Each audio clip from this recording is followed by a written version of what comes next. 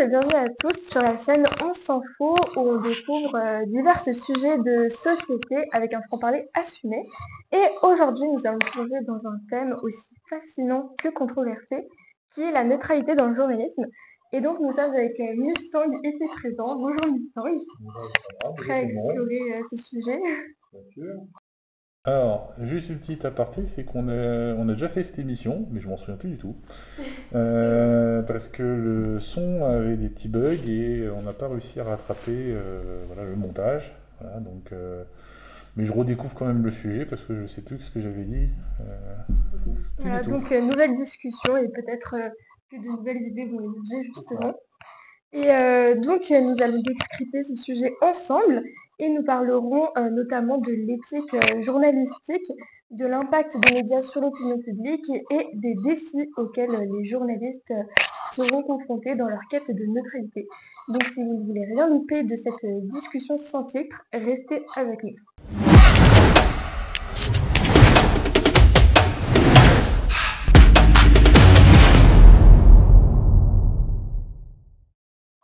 Alors, pour commencer cette discussion, il semble essentiel qu'on définisse ensemble le terme justement de neutralité dans le journalisme. Donc, qu'est-ce que cela vous évoque? Alors, la neutralité. Alors, comme ça, la neutralité est un objectif utopique. C'est-à-dire que vous, je sais que la première discussion que nous avons eue quand je vous ai recruté, on avait parlé de vos études et vous m'avez dit, voilà, le point important, le point que vous essayez de travailler, en tout cas à votre école, c'est la neutralité. Euh, donc, est-ce qu'on peut être totalement neutre? Non. Euh, il y a toujours un biais qui est, comment dire, en tout cas aujourd'hui, il y a toujours un biais. Alors pourquoi il y a toujours ce biais? Il y a une époque où le journaliste recherchait une certaine forme de vérité. Je crois, il me semble, c'est la charte de Munich qui dit que la vérité, rien que la vérité. On est passé après sur un journalisme, on va dire, factuel. On ramène les faits. Est-ce que dans ces faits, y a-t-il de la neutralité? Parfois oui, parfois non. Et il y a aussi un nouveau type de journalisme qui est apparu il y a quelques années, c'est le journalisme engagé. Et donc on est à l'opposé de ce qu'on vous apprend à l'école. Et le journaliste engagé, c'est le journaliste basé sur un filtre qui est un type de valeur et pas d'autre. Donc voilà, donc la neutralité, c'est un objectif pieux pour reboucler. Et est-ce qu'aujourd'hui, il y a de la neutralité dans le journalisme? Il me semble très difficile d'avoir de la neutralité quelque part. Parce qu'on en parle souvent comme d'une valeur clé, justement, un peu un pilier dans le métier de journaliste. Mais à votre avis, est-ce que c'est vraiment quelque chose de concret ou plutôt un idéal qu'on essaye d'atteindre? Bah, c'est-à-dire, est-ce que les faits, quand vous relatez des faits journalistiques, est-ce qu'il y a, il y a un biais? euh, euh, je sais pas, par exemple, le journal de TF1 avec Jean-Pierre Pernaut à une époque qui faisait à Notre France, voilà, avec les reportages sur les fromagers, voilà, notre terroir, la France, notre terroir. Est-ce qu'il n'y a pas déjà un biais qui est de mettre en avant voilà, nos forces en tant que Français, voilà, notre beau pays, mettre en avant notre beau pays. Donc il y a forcément un biais qui est déjà de base. Et un deuxième biais aussi, c'est qu'aujourd'hui, euh, suivant où vous travaillez, vous avez un patron qui a un système de valeurs et donc où il y a une ligne éditoriale aussi. Nous, quand je vous ai recruté, la ligne éditoriale, c'est vous me proposez tous les sujets que vous voulez, je ne veux juste pas être au courant. Et j'arrive devant vous et je réfléchis. Voilà. Et j'essaie de dire des choses choses qui sont pas trop idiotes. En tout cas, j'estime ne pas être trop idiotes. Et l'objectif, c'est d'être moins idiots ensemble à la fin de cette discussion. Donc, parce que moi, je détiens je détiens aucune vérité. J'ai juste, moi, une réflexion. Voilà, avec vous, on se pose des questions et on s'approche d'une vérité. Voilà. À chaque fois, là, on a fait une première émission qui s'est pas, on n'a pas réussi elle était de mémoire, et je sais qu'elle était très bien, mais on n'a pas réussi il y a eu un bug technique. Bon, ça arrive. Ça arrive. Mais là, on fait autre chose qui n'aura rien à voir avec la première émission. Donc, Oui, totalement différent. totalement différente. Et donc, je disais aussi, donc vous avez donc les valeurs du patron, et après, vous avez la ligne éditoriale. Donc, et généralement, cette ligne éditoriale est en lien avec les valeurs du patron. Donc forcément, on ne peut pas être neutre. Et le problème, c'est que un journaliste qui se dit neutre, je lui ferai pas confiance. Pourquoi? Parce que ça veut dire que soit il n'a pas conscience qu'il a des patrons, qu'il y a une ligne éditoriale qui lui dit de faire ci, de faire ça. Et c'est possible, hein. Il y a des gens qui ne se rendent même pas compte qu'ils obéissent à des ordres, qui croient penser, alors ça va être un peu abstrait ce que je vais dire, je vais essayer de le rendre le plus concret. C'est-à-dire que quand vous êtes dans un système, par exemple, je vais vous dire une bêtise, vous êtes au travail. Là, Alexandra, je crois qu'on avait déjà eu cette discussion, l'Alexandra d'ici, au travail, n'est pas tout à fait l'Alexandra de dehors. Qu'est-ce qui varie? Vous êtes dans un système où il y a un type de travail qui vous est proposé, un cadre qui vous est proposé, vous avez des compétences, vous êtes Alexandra, mais vous vous adaptez à qui vous avez en face de vous, avec qui vous travaillez. Oui, le cadre n'est pas le même. Le cadre n'est pas le même. Si vous avez une rédaction complète de, je sais pas, de 20 personnes, vous n'êtes pas la même Alexandra qu'à 2. Donc automatiquement, si vous pensez faire le même travail, non. Et si vous n'avez pas conscience que vous avez des ordres, ou en tout cas vous avez des valeurs qui vous impactent, quand c'est comme ça, et que vous vous dites neutre,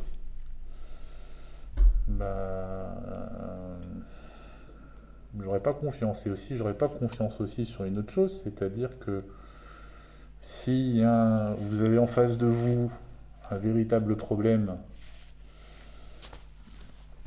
je sais pas, qu'est-ce que je pourrais donner comme exemple?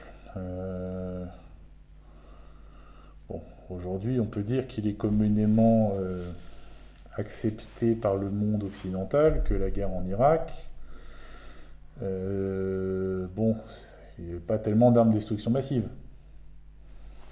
Et si vous êtes journaliste et que vous vous dites neutre, et que voilà, donc vous répétez ce que dit la doxa dominante, il y a les États-Unis, oui, il y a des armes de destruction massive, voici la preuve, comment ça s'appelle, de l'anthrax dans ce sachet. Pour faire peur, pour marquer les esprits, mais c'est faux. Et vous êtes journaliste, vous savez que c'est faux. Ou, si vous êtes neutre, vous n'allez pas vous poser la question de savoir si c'est faux. Vous allez entendre ce qui est dit et vous allez prendre l'argent comptant. Alors que pour moi, le métier de journaliste, dans l'idéal, même si je pense qu'il y aura des questions où il y a un peu de prospective sur le métier de journaliste, mais c'est de dire la vérité. Et aujourd'hui, et dire la vérité, on ne peut pas être neutre. Par contre, pour apprendre votre métier, il faut essayer d'être neutre, de se mettre la pression pour être neutre, parce que ça vous oblige à avoir une discipline d'ouverture et de fermeture. C'est-à-dire que si vous vous contraignez au maximum à être le plus neutre possible, Bon, en théorie, vous allez être le plus factuel possible, et donc quand vous allez rédiger, bah, vous allez mieux rédiger. Parce que vous n'allez pas être détourné par l'émotionnel voilà, qui pourrait ressortir, parce qu'il y a différents types de journalisme. Si vous parlez d'affaires je sais pas, de meurtre d'enfants par exemple, l'émotionnel peut vite sortir. Donc c'est une étape, pour moi, juste pour apprendre, mais si on veut être un excellent journaliste, alors il y a peut-être deux types d'excellence de journaliste. Il y a l'excellence par la compétence. Moi, j'aurais tendance à aller dans cette direction dans tout ce que je fais, la recherche de la compétence, de l'amélioration.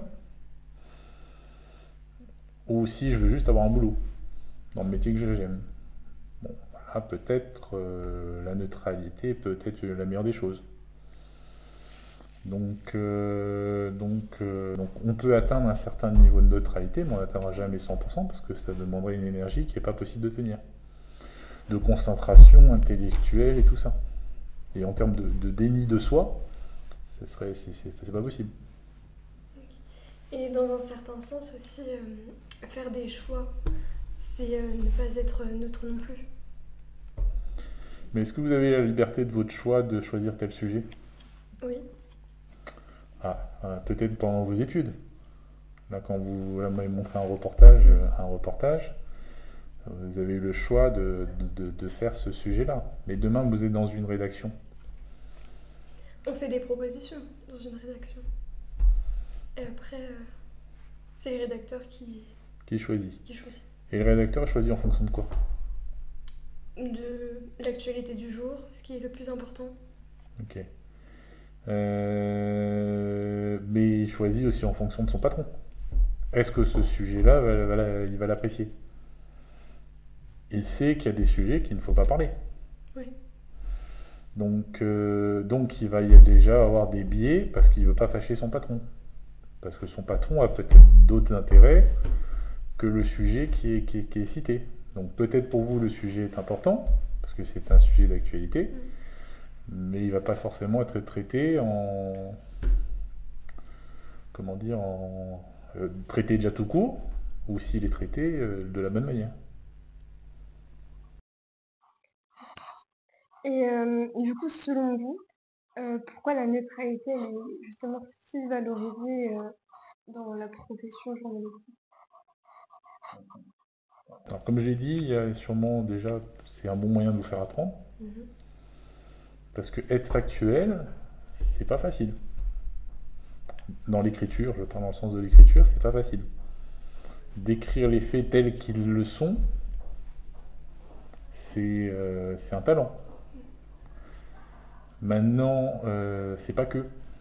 Et aujourd'hui, pour moi, regardez, vous pouvez demander à l'intelligence artificielle de faire un article sur ces sujets, il va être très factuel. Ouais, sans être subjectif. Alors, il va mettre généralement, parce qu'il est programmé pour ça, une dose de subjectivité en lien avec oui, le monde devrait être comme ci, le monde devrait être comme ça. Voilà, et le monde des bisounours où tout le monde est gentil. Quand vous posez la question à ChatGPT, il vous finit toujours une petite phrase, tout de même, il faut être gentil, quoi. Donc là, on sort du factuel. Vous lui dites, ChatGPT, t'es bien gentil, mais je veux que tu sois purement factuel. Bon, il le sera. Il va quand même faire sa petite tentative d'essai de subjectivité. Et après, je pense que aussi, c'est une spécialité française de se prendre la tête pour rien. C'est-à-dire? Je m'explique. C'est le français se croit plus intelligent que tout le monde. Et donc, c'est un bon moyen et en plus, la langue française s'y prête. On a une langue qui est très riche en vocabulaire. On a des nuances dans les mots que l'anglais, par exemple, n'a pas du tout. C'est une langue très directe, l'anglais. Le français, vous pouvez avoir plein de nuances. Donc c'est déjà la langue s'y prête. Et aussi des objectifs inatteignables. Les Français, ils aiment bien ça, parce que ça justifie leur travail. Ça justifie une quête qu'ils ne peuvent pas atteindre. Moi, la seule quête qui, pour moi, on peut s'en approcher et on n'atteindra jamais, c'est plutôt la quête de la vérité. Mm. Je pense qu'on se trompe de quête. Même le journaliste, il devrait être sur la vérité. Et il est sur les faits. J'ai écouté un audio qui disait chaque année, on nous fait les chassés-croisés des juilletistes et des autistes. À quoi ça sert de faire un reportage comme ça? Je me suis posé la question. Chaque année, c'est toujours la même chose. Ah oui, il y a les bouchons sur l'autoroute de Lyon, à la même heure, ils font leur pique-nique, oui, c'est très factuel. Mais ça dit quoi? Ça dit pas grand-chose sur ce qu'est la vie, sur ce qui se passe dans le monde. Mm. Ça n'a pas un grand impact, c'est ça? Je dis plutôt un grand intérêt. La légitimité des gens, elle est quand même dans beaucoup de métiers, elle est souvent remise en cause. Souvent à tort et souvent aussi à raison. Et le problème, c'est de savoir, quand vous lisez un article, est-ce que celui qui écrit est légitime à l'écrire? Est-ce que c'est fait, je peux lui faire confiance en ce qu'il écrit? C'est pour ça aussi qu'il faut regarder différents médias pour vérifier l'information. Je reviendrai juste sur le point de ce qu'il y a deux types, on va dire, de recherche de vérité. Pour moi, il y en a une qui est beaucoup plus complexe à travailler, et c'est l'exemple des jeunes, mais prenons l'exemple de ce que je viens de voir sur LinkedIn hier soir. Je crois que c'est Libération Marianne, et je crois que ça a été repris, j'ai vu ça sur les réseaux sociaux ce matin. Elon Musk qui fait un salut Hitler.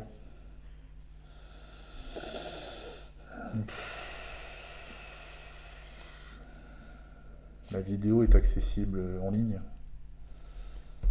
Je sais pas, il fait pas de salut Hitler, hitlérien.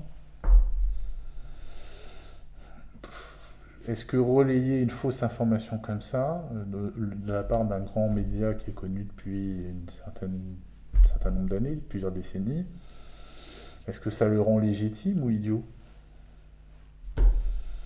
Plus idiot. Ouais. Alors, j'ai essayé de réfléchir au comportement de pourquoi ça. Parce que, voilà, hormis de dire que c'est idiot, c'est vrai que c'est pas bon, c'est simple, c'est pas élaboré, quoi, on va dire. Maintenant, qu'est-ce que représente Elon Musk? Qu'est-ce qu'il a mis en place qui ferait que leur modèle va pas aller dans leur sens à eux aux médias traditionnels? Aujourd'hui, vous avez, de ce que j'ai compris, et j'ai pas vérifié, mais de ce que j'ai compris, enfin j'ai pas vérifié, j'ai pas été voir sur Twitter parce que je suis pas sur Twitter. Enfin j'ai un compte mais bon, je l'utilise pas, j'ai pas le temps, j'ai pas l'énergie. Mais je crois qu'on est il a mis un système de ce qui s'appelle les community nodes, si j'ai bien compris. Et le principe des community nodes, c'est la communauté qui va vérifier si ce qui est écrit sur les réseaux ou sur Twitter a une base factuelle, a un fond de vérité. Quand vous mettez que Musk a fait un salut nazi, forcément si ça arrive sur Twitter, ça va être débunké dans les 10 minutes. Ça va être... on va dire, voilà, bon, vous déconnez quand même là. Et là, on verrait peut-être que dans l'information, ces gens-là ont peur parce que il y a un média aujourd'hui, en tout cas une plateforme, qui les oblige à monter leur niveau d'exigence. C'est-à-dire qu'ils ne peuvent plus faire comme ils faisaient avant et ils sont obligés de s'adapter ou mourir. Et comme vous avez été leader pendant plusieurs dizaines d'années, donc vous avez un comportement qui est d'une certaine forme d'arrogance et de mensonge. Parce que les médias ne veulent pas voir la vérité en face, en tout cas ces médias, qu'ils sont en train d'être dépassés, et ils sont dépassés par le nouveau monde. J'en avais parlé, ça je me souviens de l'émission qu'on avait tournée, c'est que pour moi, on m'avait posé la question, qu'est-ce que ça va devenir les médias? Pour moi, ça va être un système décentralisé, en mode crypto-monnaie. Voilà, on a un système qui est tenu par un cadre de référence qui a beaucoup de moyens et qui a un média et qui a une marque, une légitimité, mais qui va être géré par des journalistes indépendants qui vont avoir différents angles d'analyse. C'est-à-dire qu'on peut être engagé, on peut avoir ses biais, mais l'ensemble de ces biais fera une information, parce que l'IA de Musk, Grok, le principe c'est que si vous voulez faire une synthèse sur Twitter d'un sujet, il vous la sort. Donc il va prendre tous les journalistes indépendants, il va réussir à faire une synthèse de ce qu'il arrive à avoir sur le réseau social. Donc tous les petits bruits, les différents petits bruits, qui va faire une information qui va être plus précise, de qualité, et qui va se rapprocher d'une certaine forme de vérité. Et ça, un média traditionnel, il ne peut pas le faire. Et surtout, c'est que si on va chercher cette vérité, plein de petites vérités, eh ben, elle va se rapprocher de ce que les lecteurs peuvent penser au moment T. Si c'est grosso modo un super consensus où plein de gens ont vu des faits et ça fait une synthèse qui se rapproche, voilà. Et les gens, je pense, ce qu'ils recherchent, alors, c'est ce type d'information pour comprendre le monde. Et est-ce que justement ça s'applique différemment selon le type de médias, par exemple à la radio, à la télé ou même à la presse écrite? Ou est-ce que c'est vraiment pareil pour tous les médias? Je reviens sur ils ont tous les mêmes mécanismes qui financent.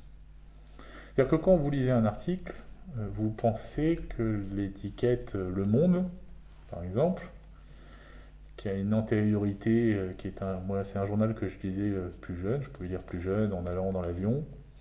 Je trouvais qu'il faisait des articles de qualité sur le monde, il expliquait le monde. Bon, aujourd'hui je lis plus la presse papier. Je n'ai pas le temps. Je trouve ça inefficace en termes de consommation. Je trouve que ça va pas. On va traiter factuellement une donnée et j'ai pas d'humain en face. Parce qu'aujourd'hui, ce qui se passe, c'est que on vit dans une époque où en France on est assez riche, où tout est fait pour que justement l'essentiel, c'est l'humain. Et donc on a plus envie, voilà, là il y a de l'humain. J'aurais pu faire le choix d'écrire, même si c'est pas mon meilleur talent. Bon, avec l'IA, on peut compenser, donc il y a les idées, mais voilà. Mais c'est l'humain qui est intéressant. Les gens qui nous écoutent, qui nous écouteront, bah, c'est l'humain. Est-ce que ces personnes-là me créent quelque chose émotionnellement? Est-ce qu'ils m'ont appris quelque chose? Et comme je le dis, est-ce qu'ils m'ont rendu moins idiot? Parce que moi je suis quelqu'un d'idiot, pas de problème à le reconnaître. Je n'ai pas la vérité de ce que je dis, je sais juste que je réfléchis et que peut-être aujourd'hui j'ai pensé ça, quand on a fait l'émission il y a 15 jours je pensais autre chose, et que ça change. Est-ce qu'on peut concilier l'engagement personnel justement et la neutralité professionnelle dans le métier de journaliste? Je vous avais donné, là je me souviens, sur ce qu'on avait enregistré, je vous avais pris en exemple sur votre reportage que vous avez fait sur les pharmacies, sur les fraudes, je crois, aux arrêts maladie. Et je vous avais dit factuellement, jusqu'à la dernière seconde, le reportage était nickel, et à la dernière seconde, vous avez parlé de votre engagement. Enfin, en tout cas, il y a l'engagement qui est sorti.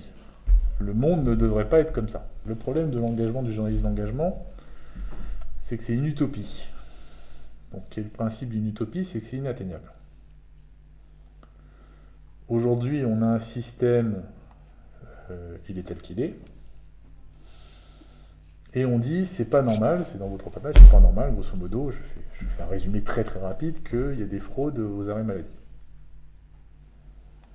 Moi, j'ai posé la question, qu'est-ce que risque la personne, en tout cas, par exemple, pas les faux arrêts maladie, c'est les arrêts médicaux, les arrêts maladie. Comment? Les arrêts maladie. Non, moi, c'est les arrêts maladie, vous, c'était pour avoir des médicaments, c'est les certificats médicaux, ça? Non, c'est les... Oui, ça, c'est les... L'ordonnance, voilà, c'est l'ordonnance. Vous, c'était un reportage sur les ordonnances. Bah, moi, c'était les faux arrêts maladie. Faux arrêts maladie, excusez-moi. Oui, bah, on était alignés en fin de compte. Voilà. Voilà, donc les faux arrêts maladie, mais vous, il y avait une question d'ordonnance où il fallait aussi... il n'y a pas ça dedans, dans votre reportage? Ou C'était juste pour savoir si l'ordonnance, elle était vraie ou Voilà, pas, l'ordonnance qui justement. était vraie, voilà, c'est ça. Et il y avait une recrudescence d'ordonnances qui Mm. étaient fausses, Mm. comme les arrêts maladie qui étaient faux. Donc en fait, c'est juste un point de vue philosophique de se dire que la fraude, et quoi qu'il en soit, c'est lié à l'espèce humaine. Après, dans notre système actuel qui est la France, qui est un système de code, où tout est écrit, où il y a des règles pour tout, code du travail, 3500 pages, donc qui régit tous les comportements du français, on peut se dire qu'on peut avoir une fraude qui est, voilà, je sais pas, de 2%, même si je pense qu'elle est beaucoup plus que ça aujourd'hui, en tout cas sur les deux sujets qu'on parle. Beaucoup de médias se revendiquent de cet engagement. Donc je me suis dit, je vais essayer d'écouter, de me faire un peu violence parce que, c'est-à-dire que soit je suis en adéquation avec la totalité des valeurs du média, ce qui est fort impossible. Je peux partager quelques valeurs, je peux partager quelques idées, mais pas toutes les idées. Et c'est un petit peu ce que font ces médias d'engagement, c'est que soit vous êtes dans le bien, soit vous êtes dans le mal, en fonction de leur vision. Et ces médias d'engagement, je prends l'exemple de Blast, que j'écoute de temps en temps. D'ailleurs, j'ai une vidéo qui est sortie ce matin que je vais écouter. Ils donnent leur analyse sur Trump, l'élection de Trump.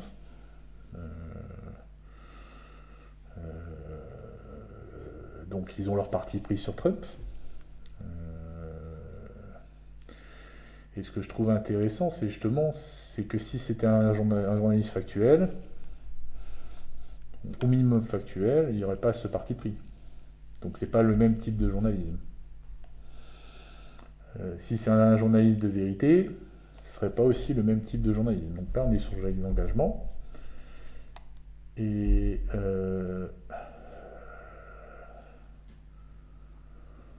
moi, ça me demande un effort d'écouter de l'engagement. Parce que ça veut dire que si on décortique ce que c'est le journalisme d'engagement, c'est que eux, par leur légitimité, c'est-à-dire que c'est un média, Blast a 1 million d'abonnés, je crois, sur YouTube, donc ils ont un certain poids, par exemple. C'est pas rien. C'est-à-dire qu'il y a des gens qui sont relativement d'accord avec ce type de valeur. Et ils ont une certaine influence aussi. Donc ils ont une certaine influence. Mais eux, ce qu'ils disent quand on les écoute, c'est pour ça que moi c'est compliqué, parce que j'ai du mal à écouter ce genre de choses, même si je peux partager des points où je suis d'accord, des points où je suis pas d'accord. Après ça, c'est du débat. Et ma parole a une certaine valeur, maintenant elle vaut ce qu'elle vaut, et les gens sont pas obligés de me croire, les gens sont pas obligés de m'écouter, les gens sont pas obligés de faire un podcast, voilà. Bon. Si je dis des choses pas... Voilà, mon objectif à moi, c'est d'être un peu moins idiot, et s'il y a des gens qui sont un petit peu moins idiots, avec moi, avec nous, eh ben tant mieux. Hein, on aurait fait quelque chose un bon travail, de réflexion sur comment fonctionne le monde. Et pas de prendre argent comptant, voilà, quand on dit journalisme d'engagement, donc c'est-à-dire que eux ils estiment que le monde doit être comme ça, ils utilisent leur puissance, leur influence pour dire que le monde doit être comme ça. Il faut regarder par qui, c'est-à-dire que quand on écoute quelqu'un, moi j'essaie de regarder par qui ils sont financés, parce que ça peut déjà donner un biais, c'est-à-dire de savoir quels sont leurs biais. Et tout le monde a des biais, hein. Moi j'ai des biais, vous avez vos biais, il n'y a pas de problème, mais c'est juste quand même d'aller chercher. Parce que moi ce que je trouve hallucinant, c'est que parfois j'ai des discussions avec des gens, ils prennent le gros titre d'un journal, et par leur imaginaire, parce qu'ils n'ont pas le temps, ils se font toute une histoire, en disant bah oui, mais ça a été écrit, donc c'est que c'est vrai. Et on utilise la légitimité du journal pour dire que c'est vrai. Et ils ont une histoire à raconter à la machine à café. Donc c'est un peu comme le téléphone arabe, quoi. Si c'est faire du journalisme pour faire du téléphone arabe, c'est pas du journalisme. Et c'est ce qui se passe un petit peu aujourd'hui. Et je reviens sur l'engagement, ça veut dire que moi j'ai la vérité, je sais que le monde devrait être comme ça, il ne l'est pas, Et moi, vu que je le dis, ça doit être comme ça. Et je vais mettre la pression pour y arriver. Sans se poser la question de celui qui écoute. Est-ce que celui qui écoute... Moi déjà, je n'aime pas beaucoup qu'on me dise ce que j'ai à faire, comment je dois penser. Moi, j'aime bien débattre. On peut me dire, voilà, moi je vois le monde comme ci, vous voyez le monde comme ça. Ok, c'est intéressant, on a deux visions. Qu'est-ce qui fait bien, qu'est-ce qui fait différent? Me dire que Trump est un gros facho, ça n'apporte pas beaucoup de réflexion et de... Ça n'apporte pas de réflexion, quoi. Ça m'apporte pas de dire, bah tiens, j'ai appris quelque chose, quoi. Et est-ce qu'il y a justement des sujets où la neutralité peut devenir impossible ou indésirable, par exemple sur des questions de droits humains ou des drames, par exemple, qu'il y a eu en France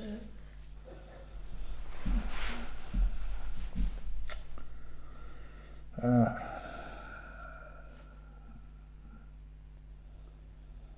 C'est très difficile cette question. Alors, sur les droits humains. Alors déjà, ça dépend de quel droit humain on parle. Notre système rend insupportable le fait, c'est une analyse, que les gens soient différents et pas égaux. Les humains qui composent la France ont une certaine valeur.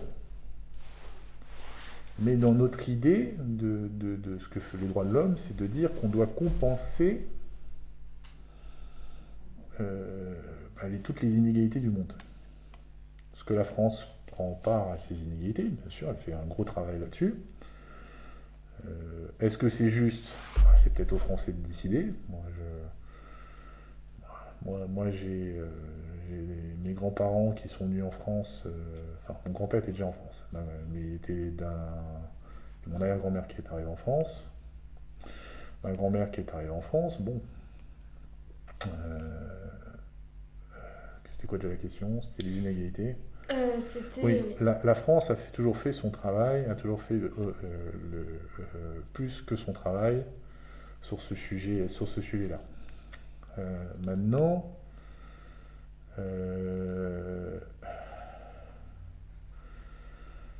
parler toute la journée en tant que journaliste qu'il y a une différence de droits humains entre différents pays, c'est un fait.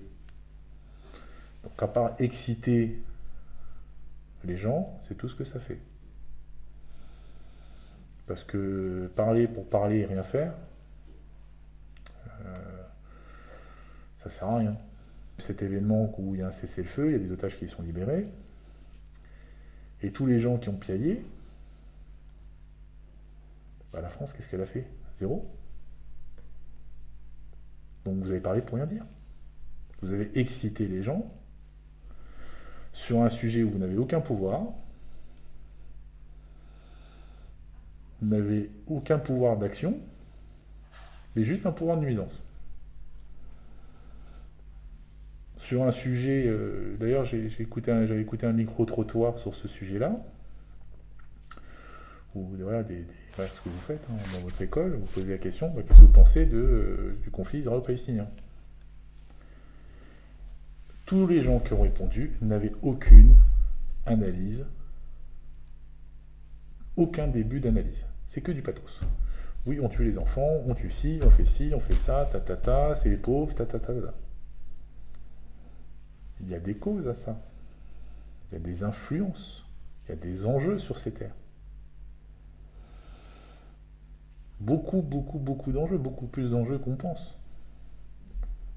Donc, donner la parole à des gens sur des sujets où même moi qui connais un peu le sujet, je ne suis pas capable réellement de répondre. Ouais, ce sont des sujets complexes. Très, extrêmement complexes. C'est sûrement le sujet israélo-palestinien, c'est le sujet sûrement un des plus complexes au monde à comprendre. Celui qui dit j'ai tout compris, il n'a rien compris. C'est impossible à tout comprendre. Donc les gens qui parlent de ce sujet-là, ils parlent pour rien dire. Les journalistes, ils devraient leur poser la question, pourquoi vous ramenez ce conflit chez nous? Il n'y a pas d'autre problème en France plus important qu'un conflit qui existe depuis toujours dans ce territoire? Toujours été en guerre là-bas, il y a toujours eu des pillages, il y a toujours eu des gens qui arrivent et qui repartent, il y a des gens qui sont restés, des deux côtés d'ailleurs. Pourquoi parler de ce sujet-là? Enfin, le boulot de journaliste, ce serait d'aller chercher, déjà essayer d'expliquer pas d'opinion de gens qui ont une pseudo-légitimité, de prendre plusieurs opinions de tous bords, pour essayer de sortir une sorte de synthèse, comme un peu, je vous ai dit avec Twitter, avec X sur le Grok, faire une synthèse de différents points de vue, de pouvoir voir un monde de manière complexe. Aujourd'hui, est-ce que le journaliste factuel qui essaye d'être neutre peut faire ce travail-là? Non.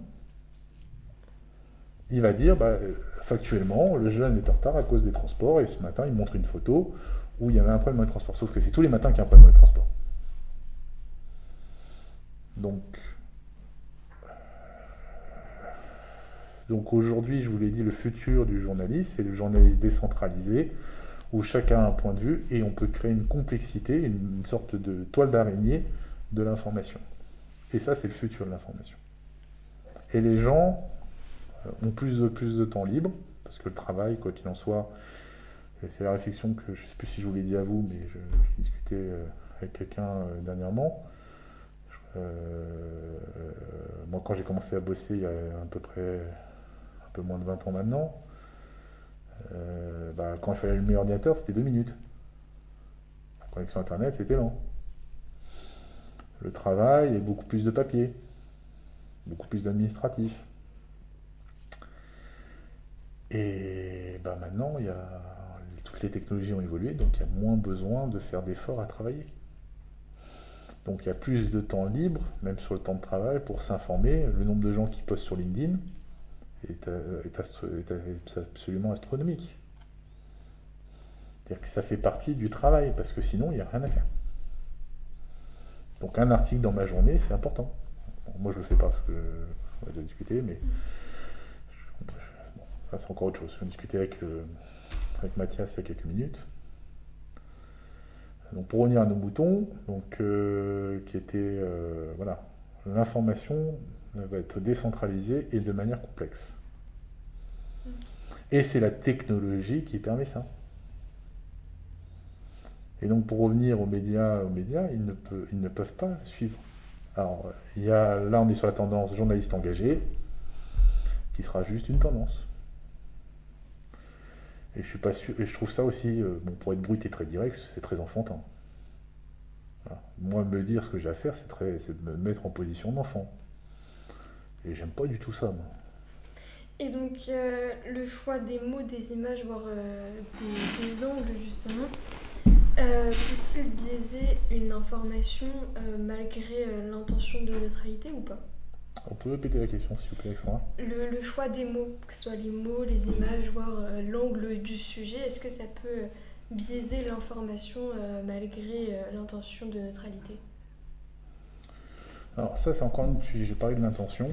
C'est pas parce que vous avez l'intention de bien faire que c'est une bonne chose. Donner une information avec le plus d'angles possible. Les mots... J'ai un problème avec les mots aussi. C'est qu'aujourd'hui, de mon observation, c'est que les gens ont moins en moins de mots.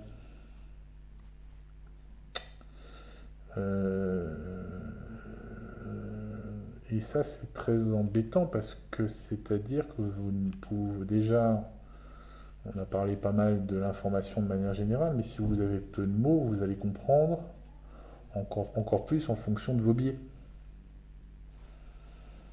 Donc vous n'avez pas le vocabulaire, le mot vous ne le comprenez pas bien, l'information, vous n'allez pas la prendre de manière factuelle.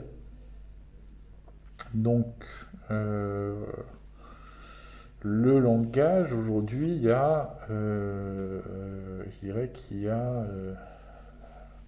en France un langage de gens qui ont un langage moyen riche, on va dire, de moyen à riche, et il y a une tranche de la population qui est très pauvre. Comment vous voulez prendre une information, une information importante, comprendre un sujet, si vous n'avez pas le vocabulaire? Et même c'est frustrant pour la personne qui n'a pas de vocabulaire. Elle ne peut pas s'exprimer, elle ne peut pas comprendre. Donc bon, donc forcément, si vous parlez à quelqu'un qui a 500 mots de vocabulaire et que vous faites un article pour une personne qui a 500 mots de vocabulaire, bon, bah, elle va comprendre ce qu'il va comprendre. Et si c'est pour des gens qui ont un certain niveau langagier, bah, ils vont comprendre autre chose.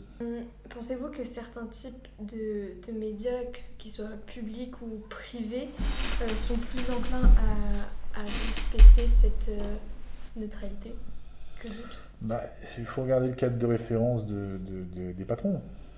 Je crois que la patronne de France Télévisions, c'est Delphine Ernotte, je crois qu'elle s'appelait comme ça.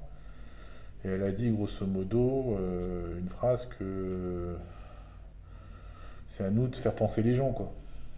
Donc c'est à nous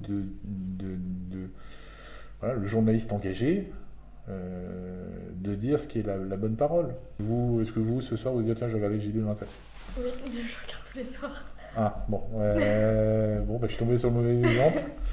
Mais après, c'est aussi peut-être votre métier aussi, et aussi avec vos parents. Mais moi, je regardais le JT quand j'étais petit, à votre âge, enfin, peut-être un peu plus jeune. En tout cas, quand j'étais au lycée, je regardais le JT avec mon père, parce que bah, il regardait le JT. Et voilà. Aujourd'hui, naturellement, il y a beaucoup de gens qui, s'ils ont le choix, bon, on va pas dire tiens, entre le JT et faire autre chose, bah, il y a des gens qui font autre chose. Ils vont peut-être aussi plus s'orienter vers les réseaux sociaux. Bah, je vous l'ai dit, pour moi, c'est pour ça que les réseaux sociaux aujourd'hui, il y a des journalistes qui sont que sur les réseaux sociaux, qui créent leur propre communauté. Et comme aujourd'hui, ça je ne l'ai pas encore dit, mais ce qui va faire la différence à l'avenir, c'est le personnage qui va être derrière, les personnages qui vont être derrière la caméra, devant la caméra, et qui vont exprimer de l'information. C'est ça qui va faire la différence, c'est l'être qui va faire la différence. Et dans cet être, il y a une question de confiance. Ou ne me croyez pas. Alors que le journaliste traditionnel, c'est croyez-moi. Moi, je vous dis les bonnes choses. Donc aujourd'hui, vous avez une nouvelle frange de médias qui apparaît et qui fonctionne et qui fait peur aux anciens modèles. Et ben voilà, il y a des gens qui travaillent là-dedans, il y a tout ça. Donc bon. Le Parisien, je crois, ils ont licencié 10 ou 20% de leurs effectifs. Donc c'est qu'il y a aussi l'IA qui arrive et qui permet de remplacer pas mal de choses aussi. Mais c'est pas... voilà, il y a une féroce concurrence entre voilà, le journaliste d'investigation et... Enfin, ça c'est le journaliste de vérité, si on peut... je l'en ai parlé sur le journaliste de vérité, mais ce qui se rapproche le plus, c'est le journaliste d'investigation. Voilà, il y a 4 types de journalisme aujourd'hui qui se bagarrent, quoi. Et les réseaux sociaux, justement, ils nuisent-ils plus ou renforcent-ils plus la neutralité journalistique aujourd'hui? Il y a moins de neutralité journalistique parce qu'il y a plusieurs chapelles. Vous avez, voilà, ici, on a une chapelle. Moi, notre chapelle, c'est vous préparez comme vous voulez l'émission, vous me posez des questions, je passe sur le sujet. Voilà. Bon, il y a une chapelle. Donc voilà, donc j'ai quelque chose que je pensais avoir compris, mais que j'ai pas compris. Donc c'est remis sur la table jusqu'à temps que je le recomprenne et qu'on me refasse bugger le lendemain. Et c'est très bien. Pour ça, je vous dis, ne me croyez pas, pensez pas ce que je dis soit vrai. Voilà, si vous avez quelque chose à apprendre, prenez. Si vous avez rien à apprendre, bon, bah, il n'y a rien à apprendre, c'est pas grave. Vous devez être transparent. L'éthique journalistique, c'est que vous devez être transparent. Donc vous devez donner la source de vos financeurs. Donc ici, c'est moi. Voilà, bon, avec un petit peu de moyens. On commence, on voit ce que ça va donner, par exemple. Donc, quels sont les moyens? Quel est l'objectif? Quel est le sens du média? Est-ce que c'est un média engagé? C'est bien de le dire. une communauté euh, est en charge de maintenir le système et qu'il n'y ait pas trop de conneries dedans. Voilà. C'est-à-dire qu'il n'y a pas, voilà, dans les crypto-monnaies, il y a des sujets des crypto-monnaies, c'est des trucs bidons, des projets bidons. Plus on avance, moins ces projets bidons apparaissent, parce qu'elle est contrôlée par la communauté, et ainsi de suite. Plus en plus de gens sont formés aussi à la décentralisation en tout cas de ce système on va dire, cette tentative de création de système où on décentralise comment j'appelle ça, c'est oui, le système financier, quoi. Alors, on ne fait plus appel aux banques, à un tiers de confiance, comme dans le journalisme. Les grands médias sont des tiers de confiance. Et quelle est la place de la vérification du fait dans l'éthique et la neutralité dans l'éthique? C'est pareil, hein. C'est qui check. Il est financé par qui? Quels sont ses intérêts? Là, il y a des scandales. Bon, voilà, je suis pas, j'ai juste entendu qu'il y avait des petits scandales, voilà, avec le fonds Marianne, des choses comme ça. Bon, je vais pas regarder plus loin parce que moi, je vais rechercher ma source d'information pour essayer de comprendre le monde. J'ai ma manière de penser, donc j'essaye de trouver des gens qui essaient de penser, qui pensent un peu comme moi, alors pas tout à fait comme moi, qui ont en tout cas des avis sûrement divergents, parce que faut penser aussi contre soi-même pour apprendre, pour comprendre le monde et voir le monde de manière complexe, qui est un de mes objectifs. C'est-à-dire, quand on me dit quelque chose, non, c'est comme je le dis, le jeune qui est en retard, c'est tellement multifactoriel que voilà. Et on peut résoudre un problème que si on le voit de manière multifactorielle. Voilà, c'est comme j'avais écouté une hypothèse qui disait pourquoi on n'arrête pas le trafic de drogue. Parce que à chaque fois qu'il y a une descente de la police dans un lieu de deal, les loyers ont 15 jours de retard dans la cité. Donc en fait, on met en péril des gens. Le système a créé ça et a mis en péril, a mis en dépendance des gens qui doivent vivre de cette économie. Donc comment voulez-vous éduquer des enfants qui payent le loyer? Les parents ne peuvent pas aller contre ça. Donc dire qu'on va faire plus de répression, c'est pas prendre le sujet à la racine, c'est une réponse simple, mais qui ne peut pas se régler comme ça. Eh bien, merci Mustin beaucoup pour cet échange. Voilà qui conclut cette émission sur la neutralité. Merci d'avoir suivi l'émission avec nous et surtout n'hésitez pas à mettre votre avis dans les commentaires et à vous abonner, c'est important. Surtout parce qu'on est toujours à zéro, parce qu'on n'a pas encore une vidéo. Ça va venir. Quelques pouces bleus, Oui, c'est ça, des likes. Voilà, n'hésitez pas à liker, à commenter et à vous abonner. Et on se retrouve très vite pour un nouveau sujet. Ciao.